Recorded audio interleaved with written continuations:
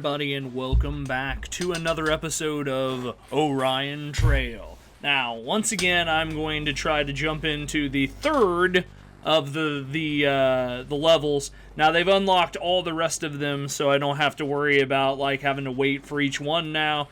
They're not all coming soon like they were last time. So, that means that I'm going to jump into this one and hope that I do as well as the other ones. Now, this one might be a little longer, so it might be split in half, but if I die halfway through, then that means it's just one solid video. But we're doing Space Montezuma's Revenge. In the late 22nd century, it was proven that ancient aliens pretty much built everything of importance on Earth. Galaxy Force scientists believe that this is where the aliens originated from.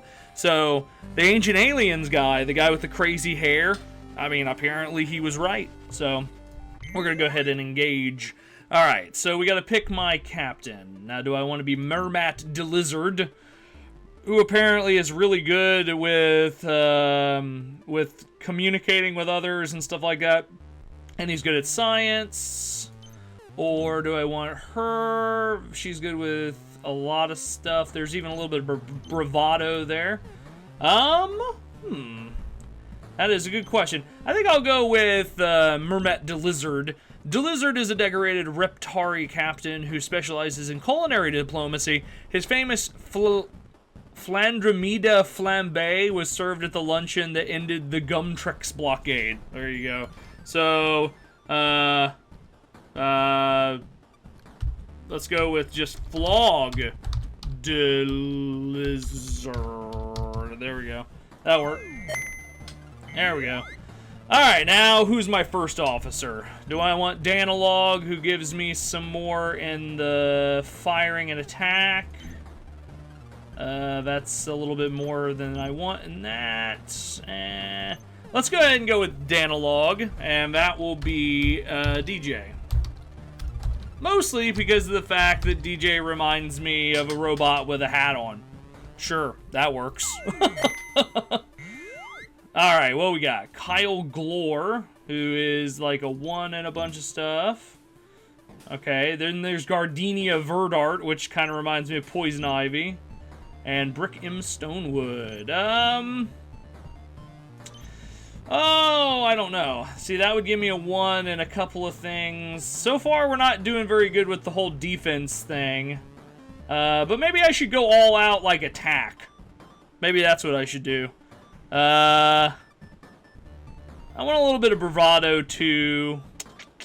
Why not? Let's go with Brick M. Stonewood. And, of course, that's going to be L-Plate. Because he's obviously the hard, or the scary one. Yeah, that's it. Let's see.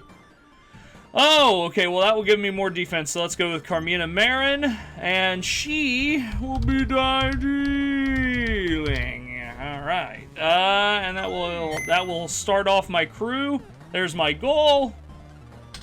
And okay, so this is probably going to be one of those longer ones. Ooh, I have a ship loadout now. They changed this as well. I have 8 credits. So let's see, I could up my crew, my food, my fuel, or my hull. I mean, we could basically just do 2 in each one. Yeah, sure, that'll work. Why not? That kind of evens everything out. So let's go to the Class B star, and that'll start us off. A pop-up ad fills your data pad. Free ship repair, upgrades, and more offered to anyone who puts an end to the terror of Lumos 4, the sun-swallowing Quasadwark. Sure. You don your Galaxy Force regulation sunglasses and issue your orders. Alright, so diplomacy has a 5, so I might want to go and do that, but that'll put my food down. Or I can lose some crew. Alright, let's lose some food and see what happens. You elect to end this creature's solar diet by giving it a healthy alternative. You soon find the creature and enter into an orbit around it. You detach Nutripaste Tank 2C and hail the creature with encouraging baby talk. That sounds like something I'd do. Oh, come on. What the hell was sucked. The Leviathan studies the food tank carefully. Finally, it blinks and then gobbles up the tank, chewing fiercely. It does not like NutriPaste one bit. If only you had given it the coconut flavor. You dodge phosphorescent spew as you flee the scene. Well, that did not work out in my favor. He still took the food, but that did not take my favor. Okay, that'll be a plus food, and so's that. So, the question is, do I want to go to the Class X Dwarf Star or the Class B Star? Let's go to the Class B Star. Ooh. You receive some puzzling news from your chief of cuisine. It seems that some of the NutriPaste is spoiled. That can happen, apparently. Oh, good. So I lost even more food. Fantastic game. Fantastic. The AI controlling your ship's food replicator has decided it's graduated from common food and is only willing to produce tiny portions of space gourmet meals from now on. But it's burger night, and the crew really just wants their burgers. I guess we could make the damn burgers yourself. Oh, nope, let's not do that. I mean, pretty much punching the replicator is the only thing that would actually end up well. But even then, apparently, the way that it does the roulette thing now, doesn't matter. So, you're sure the fastest way to knock this AI off its culinary high horse is to actually knock it in its proverbial face. Besides, when does punching things ever not work? That's a good point. Ship broken? Kick your ship. Fixes it. Good, I got it. Finally. Alright, what do we get? After a couple of hits, the replicator cries for mercy and goes back to producing the plain, unflavored burgers the crew is used to. That'll teach an AI to express ambition. Alright, so that gives me back to that. Okay, so we got a pink nebula. We have a Class M star, which will give us fuel, and a Class O star. So, the question is do I kind of want to go... Let's go here. Yeah, let's go to the Class M star. Alright. You are called into the medbay to handle an unusual situation. During your last leg of your journey, several crew were turned into cyborgs against their will. This change didn't actually improve them, and now they require fuel to function at all. Let them down easy or add fuel to their rations. Well, I got a lot of fuel, but do I care enough to... Let's let them down easy. Unfortunately, this isn't sustainable. You explain the situation to the unfortunate crew members and tell them to take the day off and enjoy themselves. After a fulfilling day of relaxation and merriment, the crew powers down for the... Jesus! Well, that was depressing. I didn't expect to kill them. I thought I was just going to, like, send them off in a pod or something. After a flash of purple light, your ship is in another dimension. A mechanical bear, wolf, and raptor float before you. Whoa, it's Mechatars. According to legend, these guys defend the universe from untold terrors. Are you swarm? They ask. Well, I mean, I'm gonna lose some hull if I say no, but we really aren't. The Mechatars are pleased to meet you and ask for your help in defeating the enemies of the Mechaverse, the Swarm. Alright. Come on.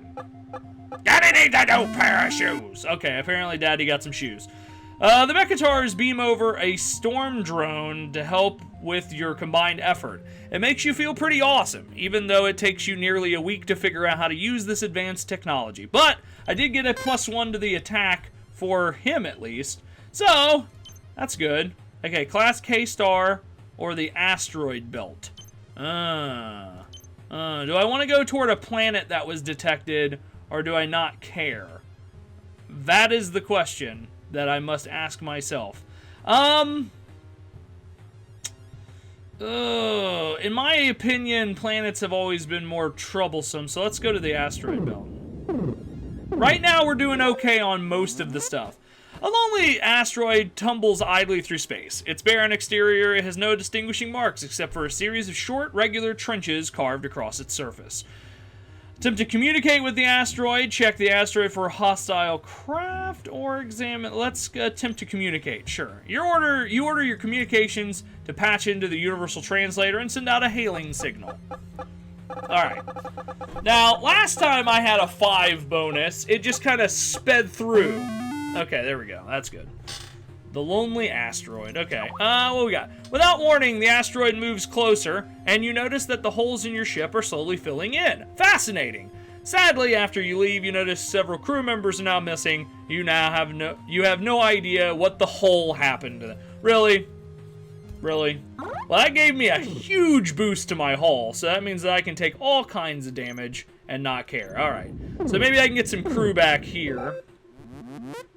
A finely dressed man hails you and explains that you have trespassed through his territory and must pay the toll. You reach for your wallet. Your first officer explains that he is a notorious slave trader. You put your wallet down. Alright, so more like death toll, open fire. I mean, pretty much the only thing that I'm really good at is attack. So, grinning, you order your gunner to power up the main cannons. You don't deal with slave traders. Alright, let's fuck this guy up, hopefully. Or not. This is not gonna end up... Oh! Yeah! Woo! It was a tough fight, but you eventually disable the slaver ship. The soon-to-be slaveless trader agrees to release everyone aboard, and several agree to join your crew. Well, look at that. I actually got some crew there. Alright, so... now the question is where do I go from here? Alright, this is a green star with some... okay, I probably need some food, so let's go to the green nebula. It's going to make me lose a little bit more food. Your logistics officer has scheduled an all-day team-building seminar. Sure, you won't remember their names, but it was nice to mingle with the Reds a bit. Oh good, my diplomacy went up another one. So now I'm at like 6 with my diplomacy. Man, I can talk my way out of everything. Shortly after deploying a routine foraging expedition to a nearby jungle world, you receive an emergency request. A sweaty corporal explains that the team is being chased by a Globulus Rex, the most feared alpha predator in the section. So, I could do that. You know what? Let's order him to stand their ground. Negotiating the hostility of a feral multi-appendaged invertebrate is like any political dinner or fundraiser. You order your team to stand their ground, look tough, and lay out the food they collected on makeshift trays. I know I'm pronouncing that wrong, but I don't usually pronounce that a lot, so there you go. Yay! So far, I'm not doing too bad. The standoff works as far as you're concerned. It turns out that the Globulus was only interested in a pack full of fruit called grobbleberries. They are effectively catnip to the Globulus Rex. The team sneaks away while it purrs. Aw, so it's like a big cat, basically. Alright, so now, do I want to go toward the SOS? Or the signal detected? Class M star or a Class X dwarf star. So what do I need? This is a question mark, so I don't really know what I want, what I'm going to get. That's more food. I do kind of need fuel, too. Let's go toward the signal detected. I mean, I know I could have gone down and then gone back up, but, you know. You're hailed by an enterprising young oculoid squidling in a space cadet uniform. Please, Captain, it says, holding a tempting box of baked goods in its tentacle. The pod who sells the most cookies gets to go to space. Okay, now the problem with this is that I only have one bravado, so this isn't going to work out. Space Cadet cookies? Oh, hell yes. You sign up for many boxes, and encourage your crew to do the same. The squidling is overjoyed. Thank you, sir. Your order will be beamed over shortly. Our pod gets to go to space camp because of you. Aww. Well, you know what? No matter what, I at least helped a young oculoid go to space camp, and that's all that matters, right? I mean, even though it's a great disappointment to me. You empty the squidling's entire stock, and some people will have to wait for their cookies. Fight breaks out, and among your God damn it. Fights break out among your crew, among who gets their nickel narfs right away. Space Cadet cookies are yummy, but aren't worth dying for. But apparently they are, because I lost 6 crew members in a fight over cookies. Alright, Class M star, or I could go all the way down and get some food. Or I could go to the Class K star. The thing about that is that once I get to here, I can get more fuel if I really want to. And I can trade some hull in. So I'm not really too worried. Let's go ahead and go to the signal detected. And hope, beyond hope, that this was a good idea. You got a frantic call from your chief engineer. Captain, one of the warp plasma junction pipes has a clog in it. And it's gonna blow. Uh-oh. So, do I want to lose some crew or do I want to evacuate the deck? Let's go ahead and evacuate the deck. You order your crew to get the heck out of engineering. Before long, the junction explodes, venting the built-up plasma into space. The ship is damaged, but everyone is alive. I have 10 on my hull, so that doesn't even really affect me that much. Jesus! You can't take it anymore! You divert resources from your science team to turn off the annoying indicator light that's been flashing on your dashboard for the last light year. First of all, you might want to get that checked. You know, go to like a Star Jiffy Lube or something like, something that might, something might be going wrong there.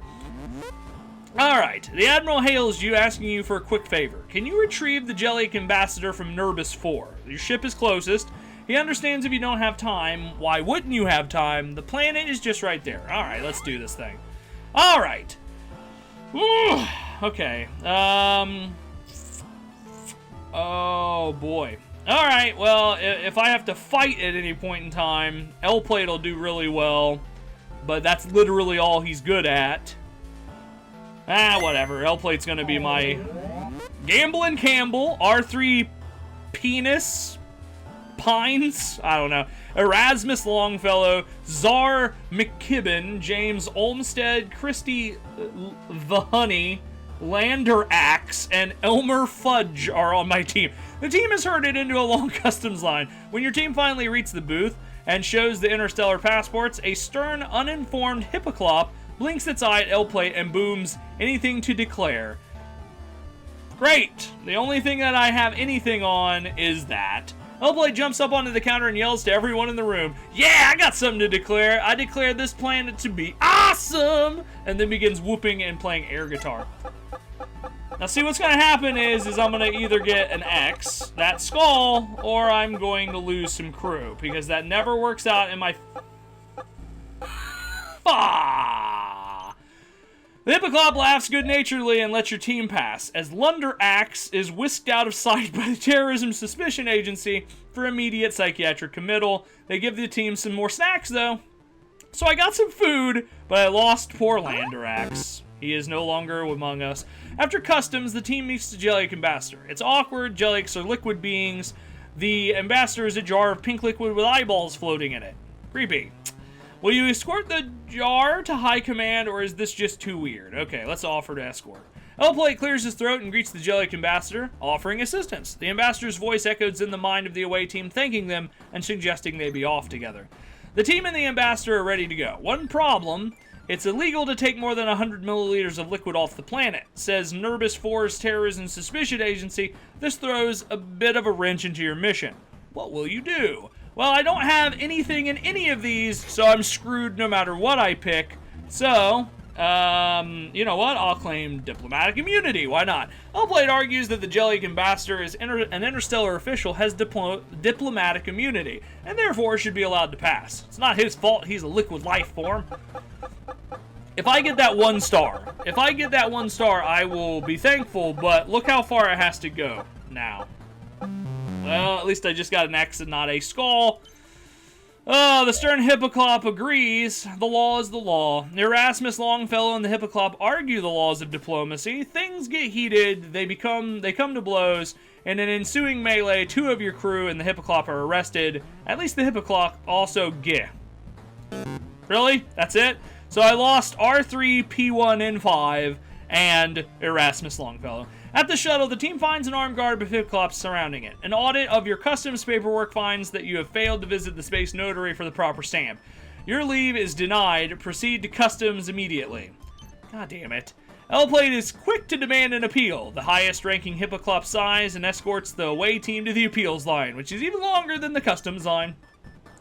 The away team prepares for their customs appeal. L-Plate steps up to the podium in front of an appeals committee of 3 angry hippos who will hear and rule on the appeal. There you go, invented delay. L-Plate cites a fake article and subsection number, declaring that according to a customs law, they requested continuance. As the committee pores over the books to find this legislation, the away team sneaks out. Let's see how good we can do in this situation. I think after this, we're going to have to go ahead and pause. Great, an X. That's what I wanted. As the team reaches the door, the hippos find the law with those exact numbers. Actually, says the committee chair, that law allows us to indefinitely detain 2 of your delegation as a penalty for incorrect law citation. What are the odds? Great. There goes Gamblin' Campbell and Christy Vahoney. Well, that sucks. The team won its customs appeal, but now must obtain a specific sticker to be affixed to the shuttle, allowing departure from Derbis 4 space. Enough, cries the ambassador telepathically. I invoke the trial by combat. Oh, no. Nobody expects a wedgie. I mean, he should be good with attacking. Showing real and substantial maturity, L-Plate whispers to the team that their strategy is to give wedgies to the Hippoclop. You know what? You know what? He should be good at this. Look at his attack. But no, I didn't even get the chance to attack. It's just like, hey, guess what? Well, at least I lost one crew member, apparently. James Olstead yanks the Hippoclops' underwear up hard. The underwear rips and the Hippoclops falls backward, crushing the would-be prankster. Oh, bye, James Olmstead. The Hippoclop forfeits from sheer embarrassment. The team can leave now. We got more food. Finally, you deliver the Jellic ambassador to the space station, where the Admiral is there to greet you. He thanks you for your help and then reminds you to be sure to fill out your away mission reports. Oh, I guess I gotta do that. L-Plate does what they're supposed to do. They hate it, but they'll do it. Sigh. Well, apparently his tactics went up, but there went his bravado. When the liquid Jellic ambassador returns to his watery planet, he tells tales of your bravery that inspire young Jellics. Several of them telepathically apply to join the... Oh, of course! Approve! Who cares they've got no arms or bodies? Their jars can be stored easily in a closet, and you just padded your crew numbers. Awesome. So I got 1 to my science, and we got 12 crew. Awesome. Also, we're doing not too bad with our food. So right now, we're going to go ahead and pause it. We're almost to the first space station that we can trade at and hopefully get some food and stuff like that. Oh, no, fuel. We need fuel. Not food, fuel. But anyway, I will see you guys in another video. Be sure you hit that like button, comment, and of course, subscribe. Goodbye, everybody. Thank you very much for watching that video. Click in the upper left to subscribe and then check out Persona 3. Oh, but this is great! I wished also to become the samurai. Make sure you check us out on Google Plus and Twitter for all the new updates and the videos an hour early. Then check out the pale one. Oh, why? Why are you over there? Also, make sure you click on that Brain and Behavior logo so you can understand what the charity drive we're doing right now is. Thank you, and goodbye!